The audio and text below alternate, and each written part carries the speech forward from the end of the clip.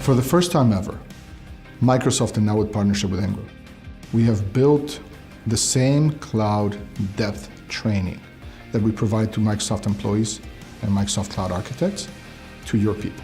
For the decision makers, if they engage their employees to take this type of training, that will really bring a good value because their employees will get really skilled up with the market. They can work efficiently, they'll learn the new technologies, and whenever they talk to their partners, their customers, they can deploy these solutions.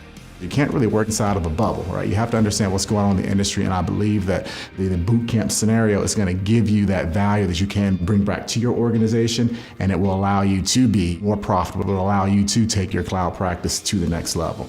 Being on the forefront and dealing with technical challenges with clients and having this additional information about how things work together, having gone through the whiteboarding and the sessions and being able to leverage all of that, put together and talk about things in an informed manner. This has definitely given me extra strength or knowledge to be able to conduct myself in a more knowledgeable way.